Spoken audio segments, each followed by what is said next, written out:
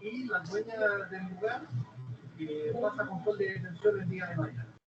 Se está grabando la reunión, ¿listo? En esta ley, ¿no es cierto? El concepto fundamental que está involucrado allí es el concepto de flujo.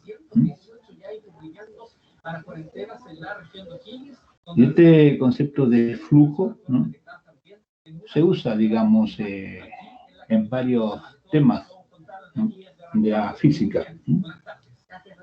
Por ejemplo, se usa mucho el concepto de flujo en termodinámica, ¿no? Se usa el concepto de flujo en dinámica de fluido, ¿no?, en esos temas, ¿no? Pero en el caso de los campos eléctricos y campos magnéticos, ¿no?, el concepto de flujo tiene un pequeño cambio, ¿cierto? Es un pequeño cambio. Ya vamos a ver por qué es así. Esta ley entonces, ¿no?, involucra, ¿no?, este concepto de flujo, que es un concepto escalar, ¿no? Y además, ¿no es cierto?, la ley relaciona el flujo de campo eléctrico a través de una superficie cerrada, ¿no?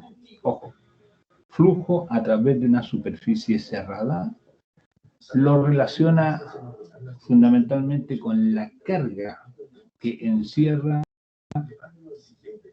esa superficie, ¿no? Hay una relación, ¿no?, de proporción directa entre el flujo de un campo eléctrico a través de una superficie cerrada con la carga interior, o sea, con la carga que está encerrada por la superficie. Ahora, esta ley, ¿no?, que usualmente tiene un valor casi simplemente catedrático, ¿no?, se puede utilizar, por ejemplo, la ley para poder calcular, por ejemplo, cargas eléctricas que encierran las superficies, ¿no? Si hay una superficie que encierra alguna carga, ¿no?, calculando el campo eléctrico, es posible, calculando, digamos, el flujo de un campo eléctrico a través de esa superficie, podemos calcular la carga que encierra la superficie, ¿no? Ese puede ser, digamos, una utilización práctica de la ley. La otra posibilidad es utilizar, ¿no es cierto?, la ley de Gauss para calcular campos eléctricos. Esta segunda aplicación es un poquito más sofisticada, ¿listo? Porque si bien es cierto que podemos calcular campos eléctricos con esta ley, ¿no?, el cálculo puede ser más o menos complejo, ¿listo? Eso va a depender de la situación que se presente.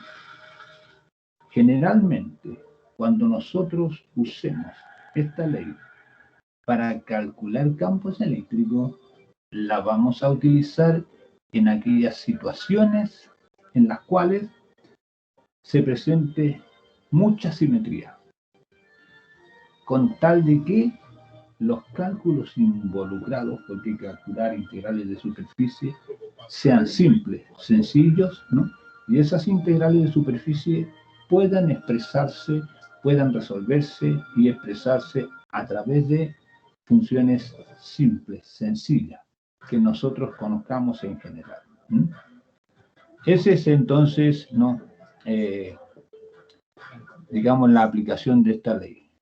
Posteriormente, ¿no?, una vez que veamos todo el asunto de la ley de Gauss, la vamos a utilizar, ¿no?, para poder establecer las propiedades, ¿no?, que tienen los cuerpos conductores. Ok, entonces, ¿no?, vamos a comenzar esto primero describiendo y definiendo, ¿no es cierto?, el concepto de flujo, ¿no?, y el concepto que más interesa.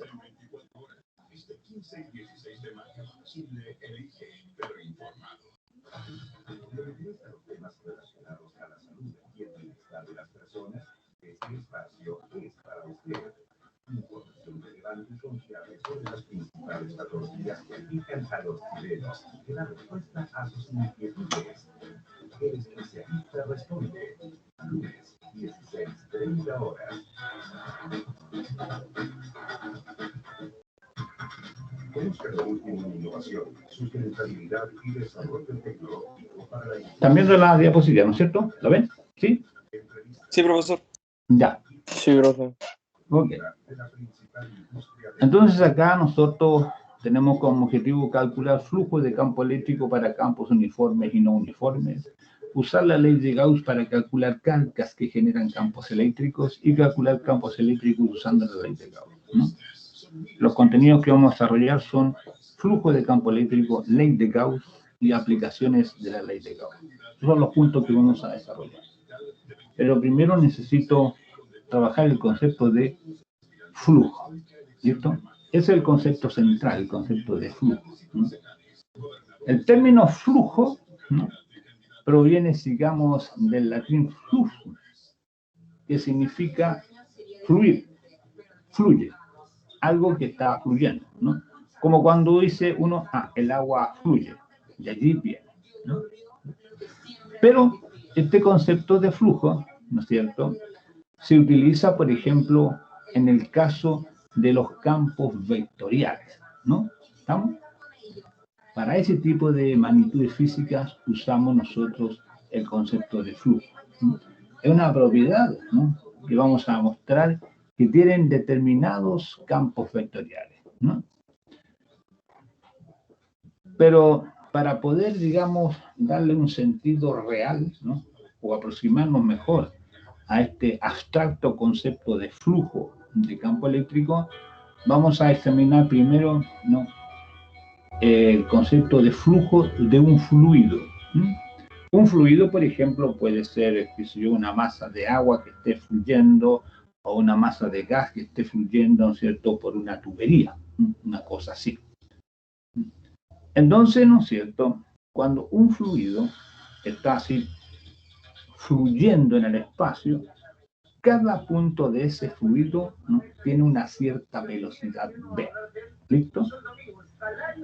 Y entonces, si a cada punto del fluido le asociamos una velocidad v que puede ir variando en la posición y el tiempo, entonces a cada punto de la región donde está fluyendo el fluido, ¿no?, se le puede asociar un vector velocidad que va variando de un punto a otro, o también que puede ir variando en el tiempo, ¿no?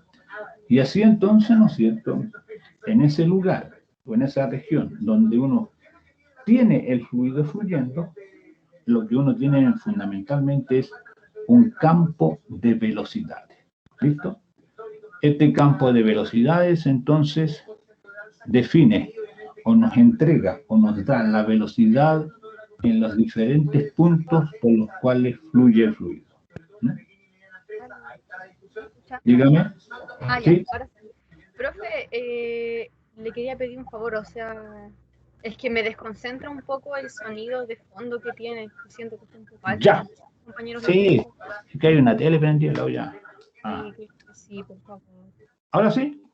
¿Sí? Sí, muchas gracias. Ya, sí.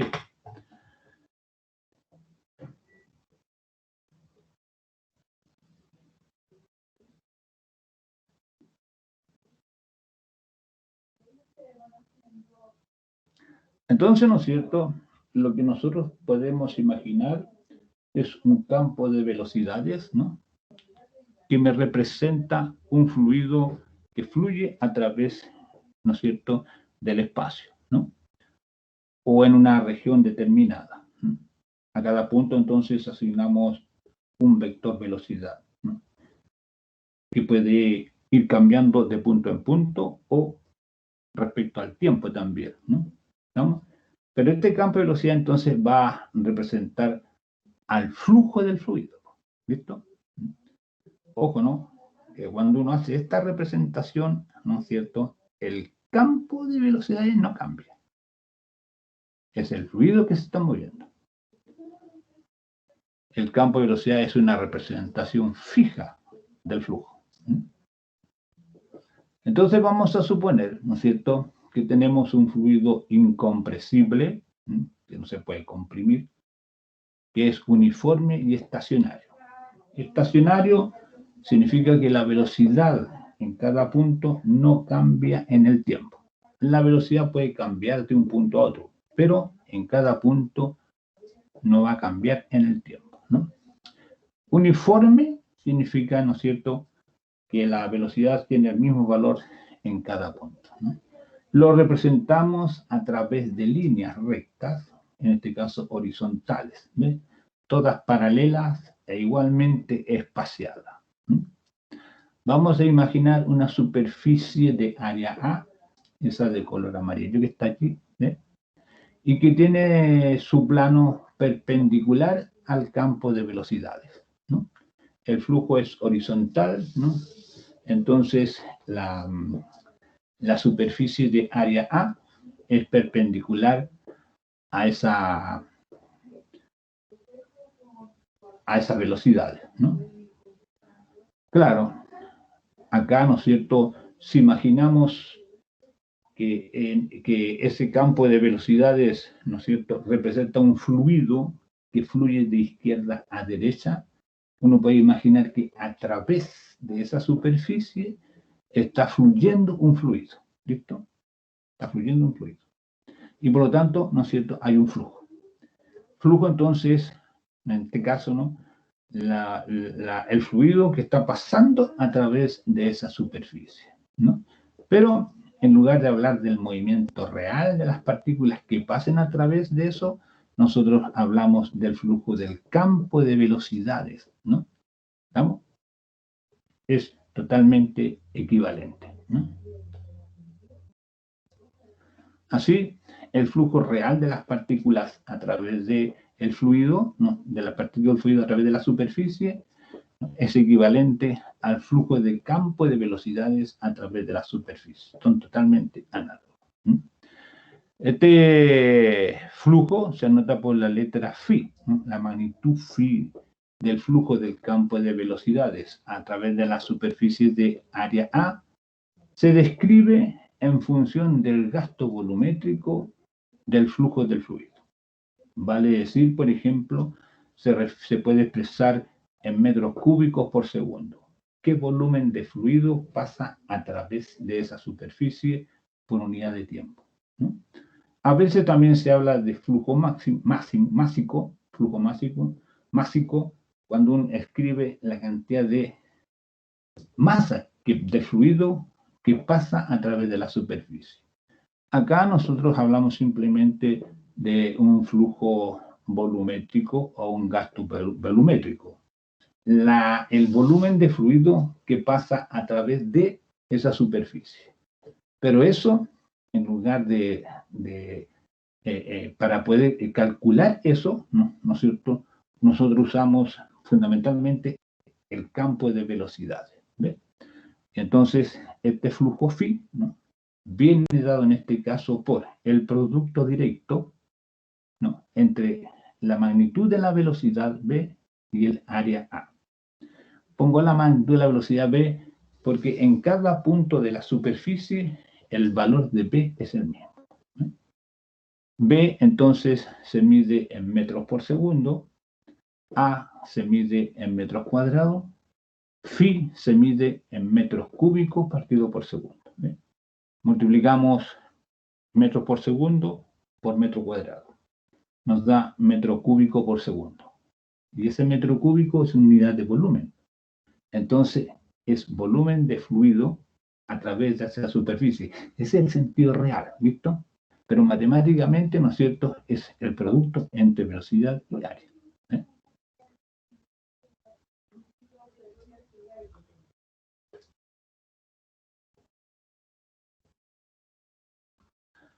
Así entonces, ¿no?, este flujo, ¿no?, definido así de esta manera tan simple para este caso, representa la rapidez, ¿no?, con que el fluido pasa a través de esa superficie, ¿no? Ese es un buen ejemplo, ¿no?, que nos puede llegar a ayudar a entender muy bien cómo funciona este concepto, ¿no? Claro, acá en el caso de un flujo de velocidad, de un campo de velocidades, ¿no?, como este caso, ¿no?, uno lo puede asociar muy bien, ¿no? El flujo del campo de velocidades como, ¿no es cierto?, la rapidez con que el fluido pasa, ¿no?, a través de la superficie. ¿Qué volumen de fluido está circulando a través de esa superficie, ¿no? Puede hacer una conexión directa allí, ¿no?, o pensarlo de esa manera y no hay ningún problema, pues, ¿no? Y para calcularlo simplemente multiplica velocidad por área, nada más, teniendo en cuenta que la P es siempre la misma, pues, en todo punto del área. Sin embargo, ¿no?, ¿qué sucede, por ejemplo, si la superficie A no es perpendicular a la velocidad, ¿no?, como lo muestra la figura 1b, aquí? Allí la superficie, ¿no es cierto?, de color amarillo, ¿no?, no es perpendicular a la velocidad. ¿Ve? Entonces, en ese caso, ¿no es cierto?, hacemos, digamos, una pequeña... hacemos ¿cómo lo podríamos hacer? Un truco, ¿ve? Sí.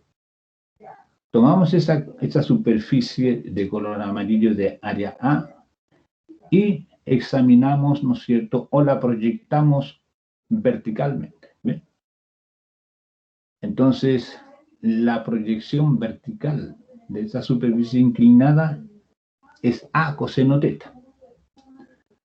Teta es el ángulo entre la proyección vertical y la superficie inclinada.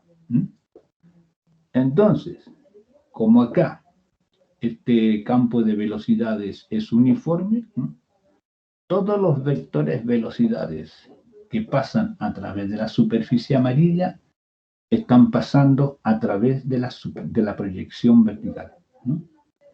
Todo vector velocidad que pasa a través de la superficie vertical pasa a través de la superficie amarilla. ¿Alguna pregunta?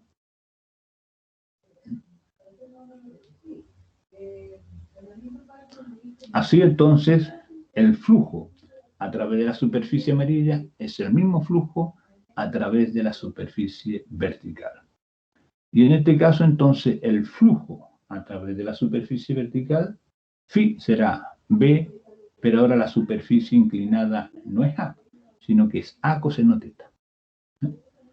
Así entonces, ahora el flujo phi, para el caso que la superficie esté inclinada, lo calculamos como phi igual V por A por coseno teta. Y para poder especificar bien el ángulo teta, uno toma el vector velocidad, dibuja un vector n-tongo perpendicular a la superficie amarilla, ¿no?, ahí está indicado, y el ángulo que forma n-tongo con B, ese es el ángulo teta. Entonces, el flujo es B por A coseno teta, teta es el ángulo que forma el vector velocidad con el vector unitario n-tongo perpendicular a la superficie. De esa manera lo calculamos, ¿no es cierto?, para este caso, que está inclinada. Todo esto en el caso en que el vector velocidad sea un vector constante, que tenga el mismo valor, que tenga la misma dirección y sentido en todo punto.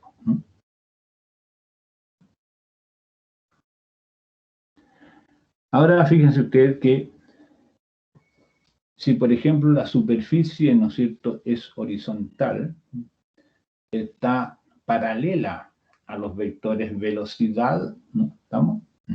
A los vectores velocidad. Entonces, en ese caso, uno puede apreciar que el flujo es cero. ¿Y por qué cero? Porque ningún vector velocidad cruza la superficie A. Los vectores velocidad, como muestra esta figura, tienen que cruzar la superficie para que exista el flujo. Acá, cuando la superficie es horizontal, los vectores velocidad no cruzan la superficie, ¿no? Pasan por encima de ella, por debajo de ella, pero no la interceptan. Y por lo tanto, entonces, ¿no es cierto?, el flujo es cero. Uno lo puede ver por la fórmula, ¿no? Porque acá el vector B es horizontal y el vector n tongo, que es perpendicular a la superficie, ese vector n tongo sería perpendicular a la velocidad. O sea, el ángulo entre la velocidad y n tongo sería 90 grados. Y el coseno de 90 grados es 0. Y así entonces el flujo es 0.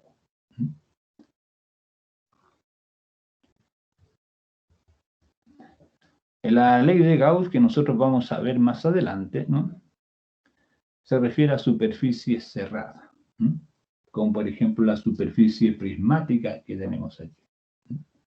Cuando tenemos una superficie cerrada, como la superficie prismática, necesitamos definir vectores unitarios que son perpendiculares a la superficie. Eso para poder definir el área. Y ahí entonces, cada una de las caras de esa superficie prismática, ¿no?, tiene un área que se representa vectorialmente. ¿Ve? Vector A1 me representa vectorialmente el área donde ese vector A1 es perpendicular, ¿no? Entonces, para cada área hay un vector, ¿no? Y ese vector me representa el área, pero vectorialmente. Estas representaciones vectoriales se eligen de esa manera. ¿Listo? ¿Estamos? Así, de esa manera. Eso porque ese vector área podría apuntar hacia adentro de la superficie o hacia afuera. ¿Listo? Pero vamos a definir siempre, ¿no?, el vector unitario o los vectores área de la superficie mediante vectores que apuntan de la superficie hacia afuera, ¿no? Eso es lo que nosotros vamos a considerar como el sentido positivo, ¿no?, para esos vectores área. Si el vector área apunta hacia adentro de la superficie, negativo. Si el vector área apunta hacia afuera de la superficie, es positivo, ¿no? Ese es un convenio que hay que tener en cuenta para el cálculo del flujo. Entonces, claro, ¿no?, el campo de velocidades es acá horizontal, los vectores velocidades son horizontales, y entonces tenemos que calcular flujo a través de cada una de esas caras. ¿Ve? B por A1, B por A2, B por A3, B por A4. Para cada cara hay que calcular un flujo, ¿no? En algunos casos el producto va a ser positivo, en otros casos va a ser negativo, ¿no? Eso va a depender de cómo esté el producto, ¿listo?, el ángulo, ¿no? Así entonces, ¿no?, el flujo total para el caso de la superficie cerrada será una suma, ¿no? Si fuera una superficie cerrada de muchas caras, sería una suma desde 1 a n, si es n cara, de b punto a sub i. El b representa el valor de la velocidad en cada punto de la superficie. Y a sub i es el área de esa superficie. Entonces la suma hay que extenderla a toda la superficie. Ojo, porque ese b punto a sub i es un producto escalar, ¿no? Ese b punto a sub i es un producto escalar, ¿no? ¿Y por qué un producto escalar? Por esto. Porque aquí en la ecuación 2, BA coseno teta es el producto escalar entre el vector B y el vector A. Por esa razón. Recuerden que el producto escalar entre dos vectores es módulo de un vector, módulo del otro, por el coseno del ángulo que hay entre los dos vectores.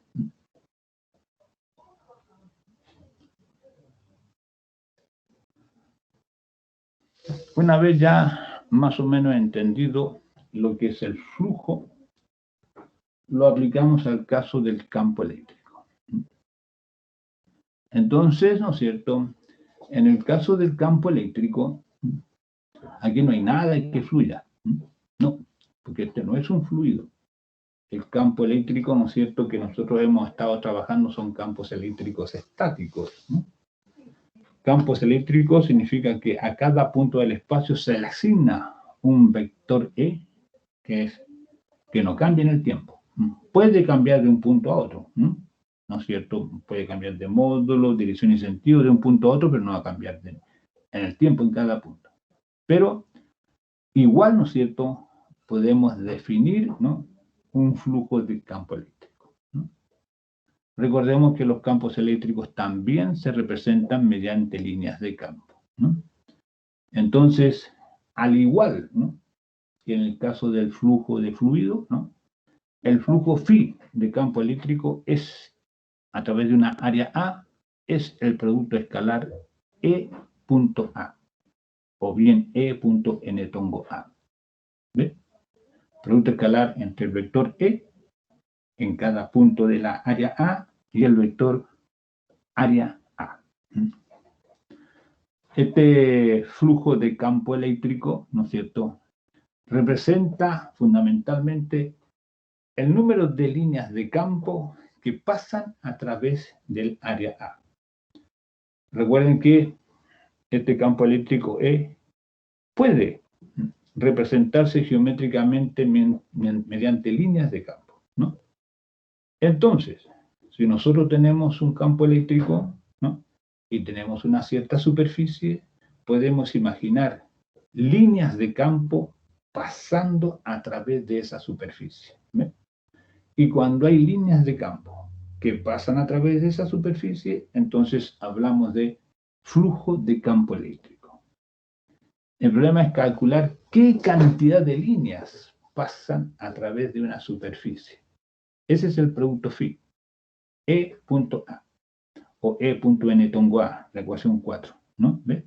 Nos da fundamentalmente la cantidad de líneas de campo eléctrico que pasan a través de la superficie elegida A.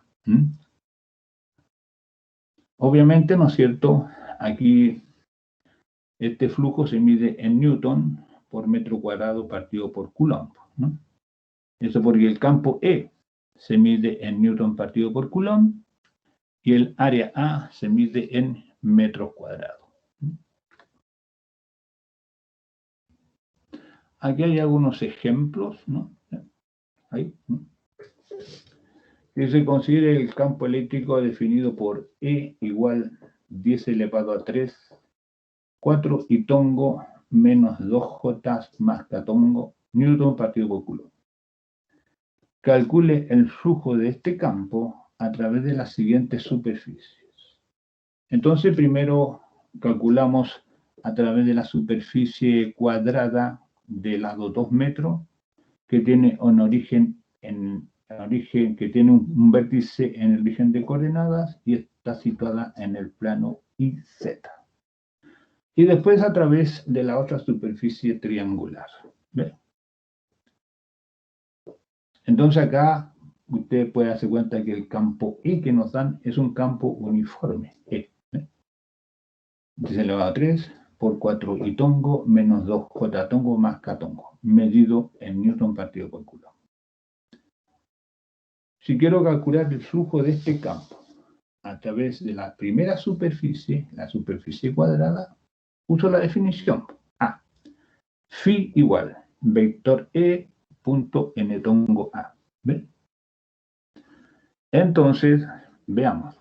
El vector E vale 10 elevado a 3, 4 y tongo menos 2J más K tongo. Y la superficie A, tengo que elegir un vector unitario para la representación vectorial de esa área. Esta área, que es de 4 metros cuadrados, vamos a suponer que el vector n tongo corresponde al vector y tongo del eje X. O sea, el n tongo apunta, por ejemplo, del plano del papel hacia afuera. ¿Listo? Se puede elegir hacia el otro lado también. 4 metros cuadrados por menos y tongo, ¿no? Pero lo vamos a elegir así, 4 metros cuadrados y tongo. Esa es la representación vectorial del área A. Y ahora hacemos el producto escalar nada más. y tongo punto y tongo es 1, j tongo punto y tongo es 0, k tongo punto y tongo es 0. Entonces nos va a quedar 10 elevado a 3 por 4 y por 4 metros cuadrados. ¿Ves? Lo que nos da 16 por 10 elevado a 3 newton metro cuadrado partido por coulomb. ¿Ves? Vale decir, para este campo, a través de esta superficie cuadrada están pasando 16.000 líneas, porque 16 por 10 elevado a 3 nos da eso, 16.000 líneas de campo. Y como este flujo es positivo, estas líneas de campo están atravesando la superficie cuadrada hacia afuera, o sea, hacia afuera de la pizarra o hacia afuera de la página.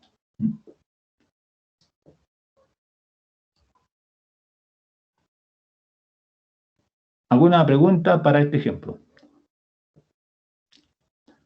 ¿Hay alguna duda? ¿Algo que no se haya entendido?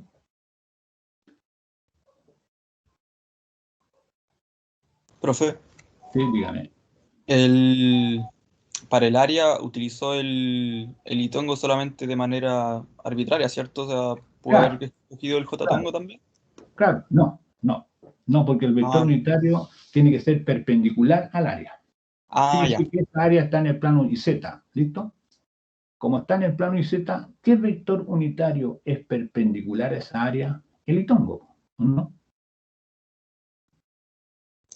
Ya, profe. ¿Entiendes? Sí, entendí Y perfecto.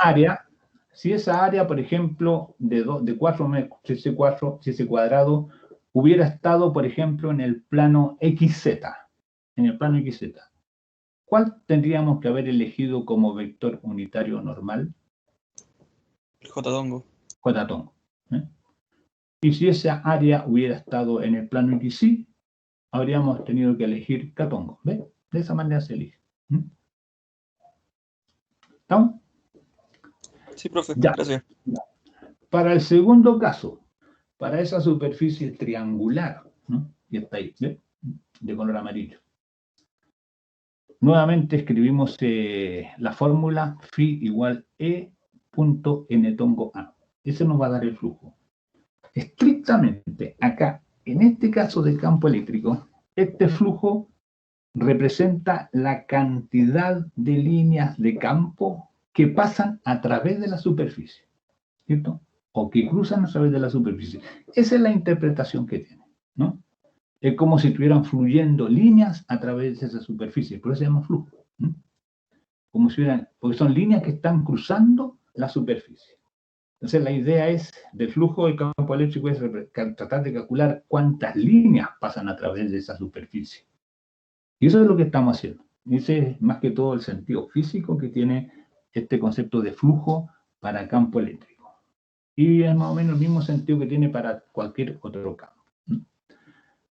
Usamos entonces la misma fórmula, phi igual E punto n tongo A. Copiamos E, 10 elevado a 3, 4 y tongo menos 2j tongo más k tongo, multiplicado por. Y tenemos que calcular el área de ahí, y expresar el vector unitario. El n tongo A nos da 1 partido por raíz de 3 por i más j más k por raíz de 3 partido por 2. ¿No? Ustedes pueden calcular allí, ¿no es cierto?, el vector unitario. Si lo hacen, les va a dar eso. Hacemos el producto escalar entre estos dos vectores y nos va a dar en total 15 por 10 elevado a 2 newton metro cuadrado partido por coulomb. ¿Ve? Así entonces 15 por 10 elevado a 2 son 1500 líneas. A través de esa superficie de color amarillo están pasando 1500 líneas. ¿Listo? Eso es el flujo.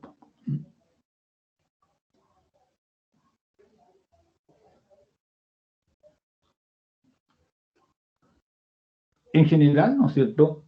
Cuando uno va a utilizar la ley de Gauss, tiene que calcular el flujo, ¿no?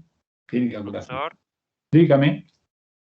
en el A usted multiplicó el 4 M cuadrado y tongo por el 4 del paréntesis le dio el 16. Sí, pues. Y el J tongo con el K tongo no Pero se son- contemplan porque pasa por X solamente. No, porque el producto escalar entre esos vectores unitarios es cero. El producto escalar entre J e I es cero. El producto escalar entre K-tongo e I-tongo también es cero. ¿Ve? Por eso esos términos no contribuyen.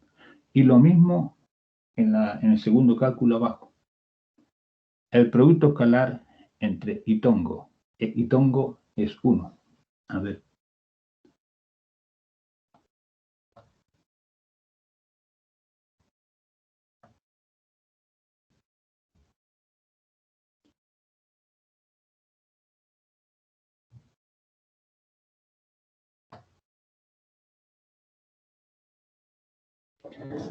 Ahí voy a tratar de mostrártelo. ¿Listo? Acá. ¿Ves?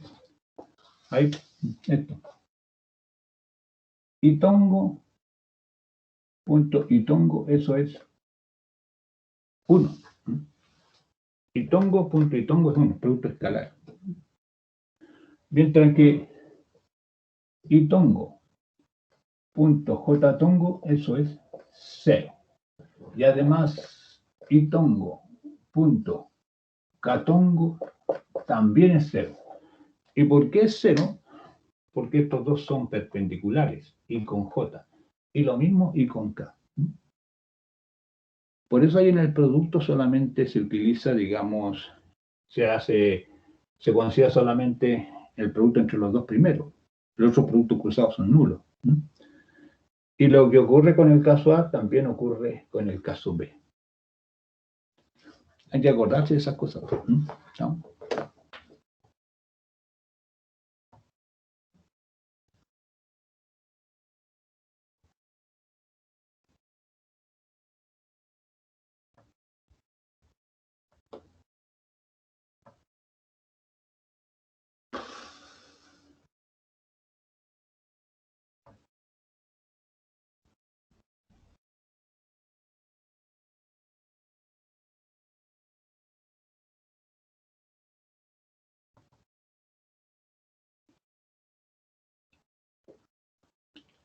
Y en el caso general, porque puede darse el caso que el campo eléctrico no sea uniforme, que vaya cambiando punto a punto, que vaya teniendo en cada punto del espacio donde está definido, tenga un valor diferente, una dirección diferente, una orientación diferente. Y que la superficie sea una superficie cerrada cualquiera, que no tiene por qué ser una superficie plana, una superficie curva cerrada. Entonces, lo que podemos hacer allí, en ese caso,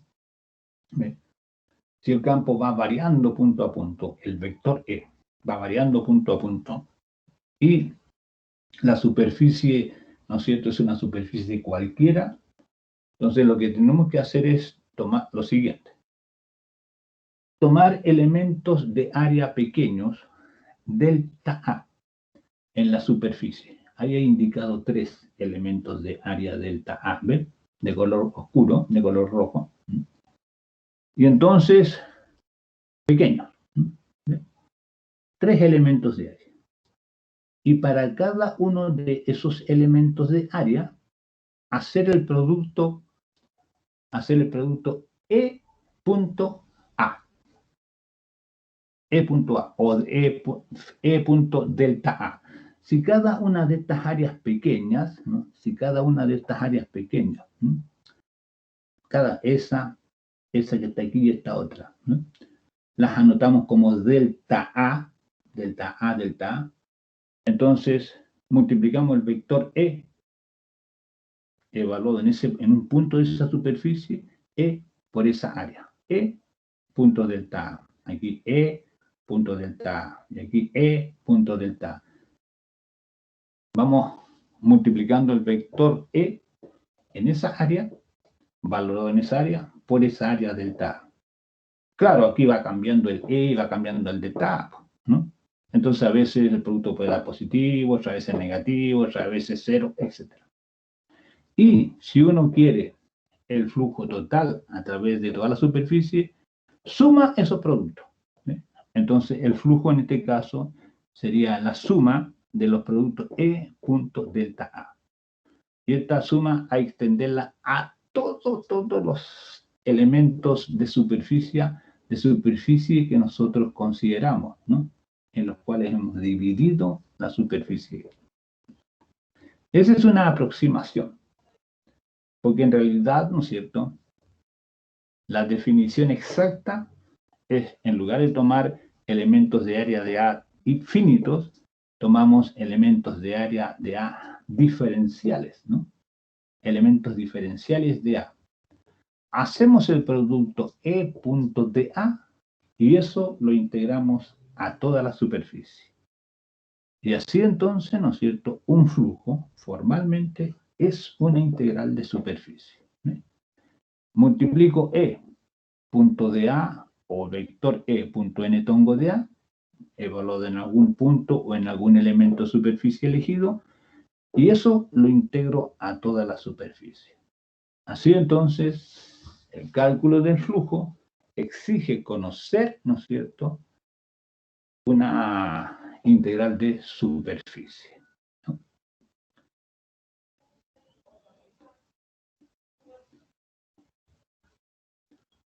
Veamos ahora formalmente en qué consiste la ley de Gauss, ¿no? Entonces vamos a suponer que tenemos una cierta distribución de carga en el espacio. Pueden ser esferas cargadas, cargas puntuales, cilindros cargados, no importa. Hay cargas ahí localizadas. Y vamos a considerar, y entonces esas cargas, ¿no es cierto?, me van a generar un campo eléctrico en todo el espacio. ¿Ven? A cada punto del espacio, entonces le asociamos un vector E, que es el vector campo. O podemos imaginar esa región donde están las cargas, llena de líneas de campo. ¿Ven? Líneas de campo que están naciendo en cargas positivas y muriendo en cargas negativas, ¿no? Y generalmente de forma curva las líneas. ¿Listo? Y entonces, ¿no es cierto?, elegimos una superficie cualquiera. ¿Ven? Obviamente, ¿no es cierto?, a través de esa superficie, ¿no?, van a cruzar líneas de campo. ¿Ven?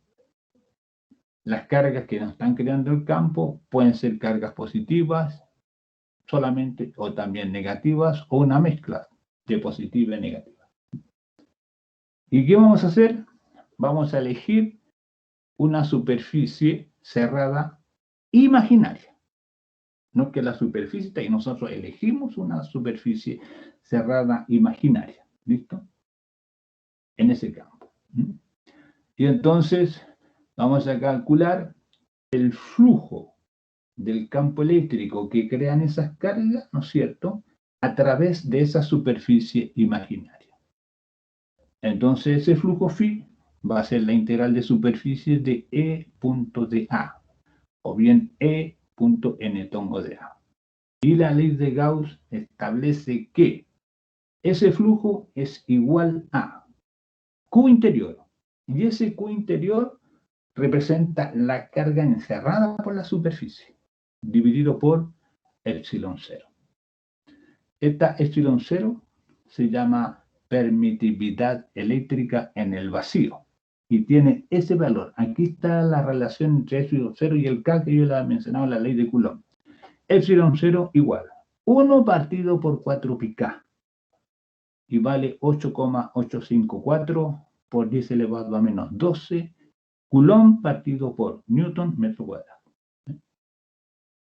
El K que nosotros vimos, ¿no?, en la ley de Coulomb y todo, ese K que está ahí es ese. Y se relaciona con el epsilon 0 a través de esta expresión.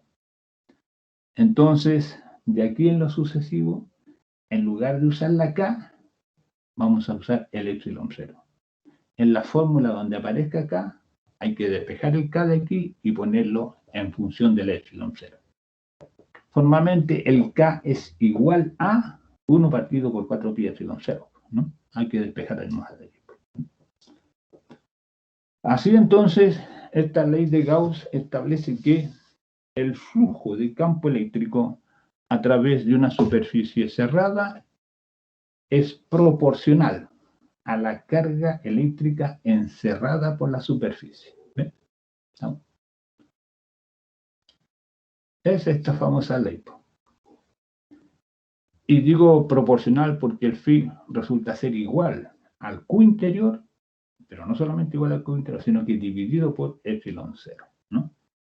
Este flujo formalmente nos da la cantidad neta de líneas de campo que cruzan la superficie. ¿No? ¿Y por qué digo de la cantidad neta de líneas de campo que pasan por la superficie? Porque en esa superficie cerrada pueden haber líneas que vayan de adentro hacia afuera y otras que vayan de afuera hacia adentro. ¿Ve? Cuando las líneas van de dentro hacia afuera, hablamos de flujo positivo. Cuando las líneas de campo vienen de afuera hacia adentro de la superficie, hablamos de flujo negativo. ¿Ve? Y entonces el flujo neto será la suma, en este caso la resta de esas dos. Y esa diferencia, flujo entrante menos flujo saliente, nos da igual a Q interior partido por epsilon 0.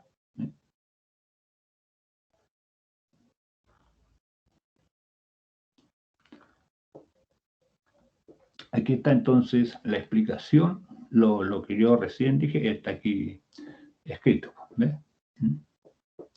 Claro que si por ejemplo la superficie no me encierra ninguna carga, uno dice el flujo es cero. Pero ojo, si la superficie que yo he elegido, ¿no?, en alguna parte me da un flujo cero, significa que al interior de esa superficie no hay carga. No significa que el campo sea cero. No, ojo con eso, ¿no? Y además, ¿no es cierto?, puesto que la magnitud del campo eléctrico es proporcional al número de líneas de campo que cruzan un elemento de área perpendicular al campo, entonces, ¿no es cierto?, la integral en la ecuación 7 es esa integral, ¿eh? Esa, ¿eh?, va a dar cuenta o nos dice qué cantidad de líneas pasan a través de la superficie, ¿no?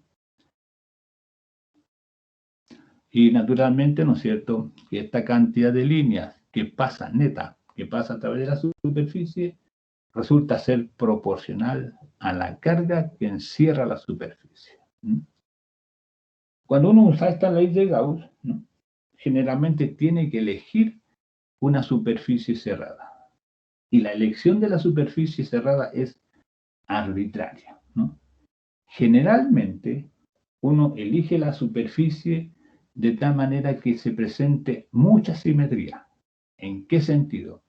Simetría en el sentido que el cálculo de la integral de superficie sea fácil de hacer y no más complicado. ¿Listo? Veamos un ejemplo. Ahí, ¿ve? Veamos este ejemplo. Ahí tenemos dos cargas positivas, más Q y menos Q. ¿Ve? Y diversas superficies cerradas imaginarias. Estas superficies S1, S2, S3, S4 se han elegido en forma imaginaria. Se llaman generalmente superficies gaussianas, y así las vamos a llamar. Tenemos entonces 4 superficies gaussianas, S1, S2, S3 y S4. ¿Ve? Veamos, por ejemplo, ¿no es cierto?, qué pasa en la superficie S1. Si usted se fija y miramos la superficie S1, a través de esa superficie S1 cruzan líneas hacia afuera. ¿Ve? Las líneas de campo van hacia afuera y están pasando a través de la superficie S1. Significa que a través de esa superficie S1 hay un flujo, ¿no es cierto?, un flujo que va hacia afuera, o un flujo emergente, ¿no? ¿Estamos? Y ese flujo, entonces, como va hacia afuera de la superficie, es positivo. Y no es cero. No es cero porque las líneas están pasando a través de la superficie. Por lo tanto, esa superficie tiene que encerrar una carga positiva. ¿Listo? Porque el flujo es positivo. Y entonces, el flujo a través de esa superficie C1 será igual a esa carga positiva encerrada por la superficie dividido por epsilon 0. Veamos la superficie S2. En el caso de la superficie S2, ¿no es cierto?, las líneas de campo van hacia adentro. Están cruzando la superficie S2, pero hacia adentro, ¿no? ¿Ve? Es un flujo entrante, no un flujo emergente. En este caso, este flujo será negativo. Y como el flujo no es cero, porque las líneas están entrando allí, no van saliendo, ¿ve? Hay un flujo que es distinto de cero y es negativo. Ese flujo, entonces negativo, distinto de cero, es proporcional a la carga encerrada por la superficie, que en este caso es una carga negativa. ¿Ves? ¿No? Si uno quiere saber cuánto es el flujo, toma la carga negativa, la divide por epsilon 0. Eso le da el valor del flujo. Para el caso de la superficie S3, uno puede ver que hay líneas de campo que están entrando y otras que están saliendo. En realidad, para el caso de la superficie S3, toda línea que entra sale. Entonces hay un flujo entrante y un flujo saliente que son del mismo valor, pero uno positivo y otro negativo. Flujo neto, 0. ¿Ve? En el caso de la superficie C3, el flujo total es 0. Porque uno ve que hay, por ejemplo, 1, 2, 3 líneas que están saliendo y hay 3 líneas que están entrando. ¿No? Entonces el número neto de líneas que pasan por la superficie es 0. Si el flujo es 0, la superficie no encierra ninguna carga. Y uno puede ver que la superficie S3 no encierra ninguna carga. Si toman la superficie S4, toda la grandota, ¿ves? Toda la grandota, la superficie S4, la más grande. Esa superficie tiene flujo positivo y negativo. Hay líneas que van emergiendo y otras que van saliendo. Por ejemplo, por la parte superior, las líneas van saliendo, ¿ves? Hacia afuera, flujo positivo. Por la parte de abajo, las líneas van entrando, flujo negativo. Pero, ¿no es cierto?, estas líneas, ¿no es cierto?, que emergen en la carga positiva, terminan en la carga negativa, todas. Toda línea que sale de la superficie va a tener que entrar. Y en este caso, entonces, otra vez el flujo neto es 0. Y entonces la carga positiva más la carga negativa es 0. Esas son dos cargas puntuales, más Q y menos Q. Carga neta encerrada es 0. Y significa entonces que el flujo neto a través de esta superficie S4 debe ser 0, claro. Porque si uno cuenta las líneas que salen de la carga positiva y que cruzan hacia afuera, es exactamente la misma cantidad de líneas que entran a la superficie. Y entonces en ese caso, flujo neto 0. Ya, hay un ejemplo. ¿Listo? Entonces, vamos a poner que las cargas son más, hay positiva y negativa, pero todas son Q, Q, Q, Q siempre. Puros Q. ¿Listo? Ya. Determina el flujo del campo eléctrico a través de la superficie S1, S2, S3 y S4. Ya, díganme primero. Superficie S1. Para la superficie S1. ¿Cuánto es el flujo?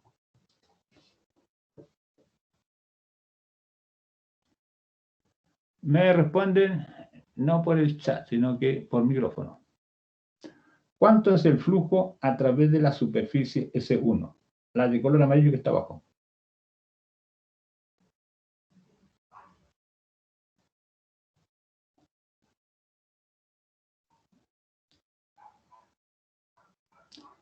¿Cuánto es?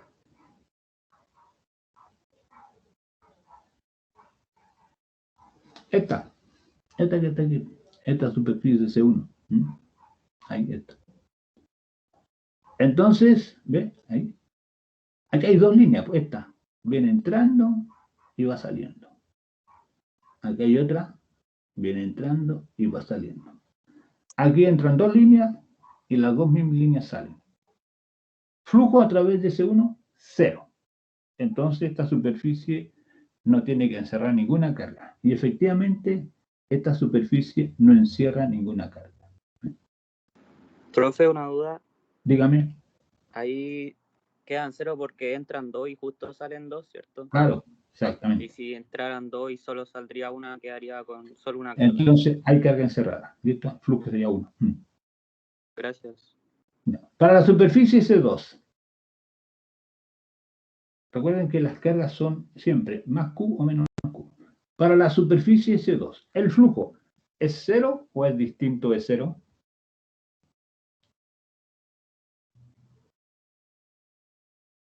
Debería ser distinto de 0. Distinto de 0. ¿Positivo o negativo? Positivo. Positivo porque las líneas están saliendo de aquí, ¿no es cierto? Y entonces esa superficie tiene que encerrar una carga positiva. Efectivamente, encierra la carga más. Si esa carga es más Q, el flujo debería valer más Q partido por epsilon 0. Profe, Dígame. el S1 dijo que era 0. Sí.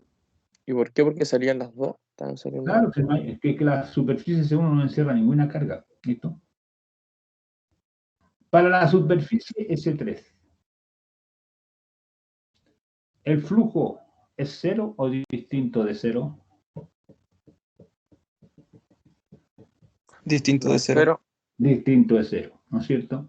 ¿El flujo negativo o positivo? Negativo porque le entra en carga. Claro, negativo porque están entrando líneas. ¿Listo? Están usando líneas. Entonces aquí tenemos un flujo distinto de 0 y negativo. Significa que esa superficie encierra una carga negativa. ¿Listo? Y efectivamente ahí adentro hay una carga negativa. Si esa carga fuera menos Q, el flujo valdría menos Q partido por epsilon 0. Y para la superficie S4, dígame, para la superficie S4, ¿hay flujo o no hay flujo? Hay flujo, pero está neutro, ¿no? O sea, sí lo... Dígame, ¿el flujo es 0 o es distinto de 0?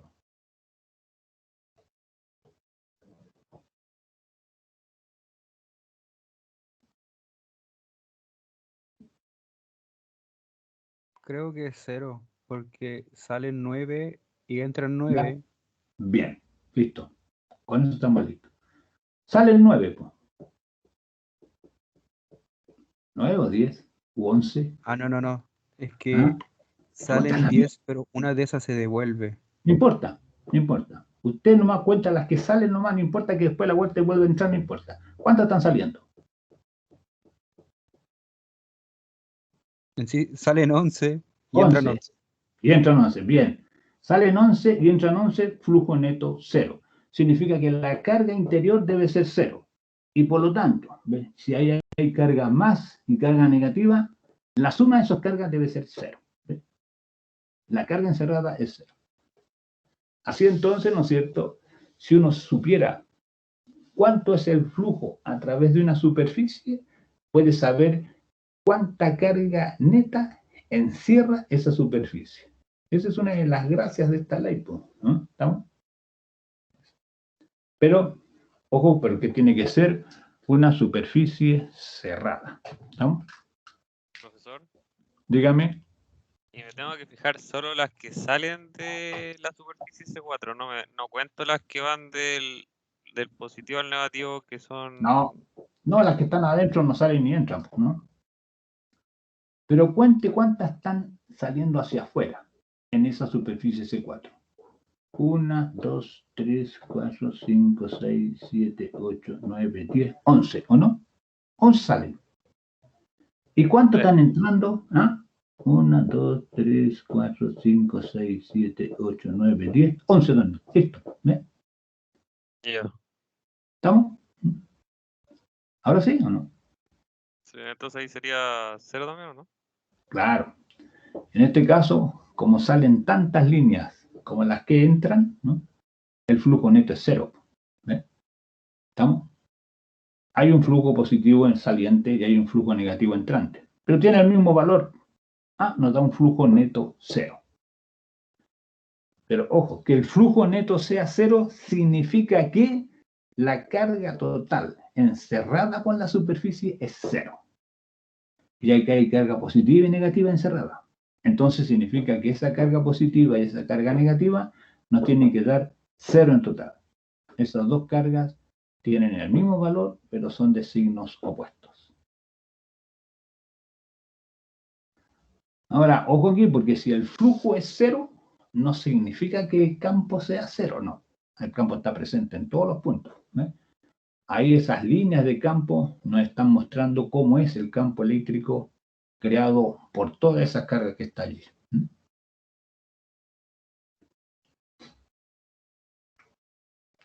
Ya, vamos a descansar un rato. ¿Estamos? ¿Ok?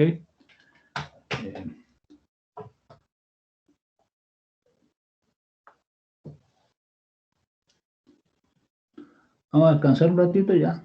Son las 1, hasta un cuarto para las... Son 14, 15, 36, hasta un cuarto para las 4. ¿Estamos? ¿Ok? Y de ahí volvemos. Ya, profe. Ya, ok.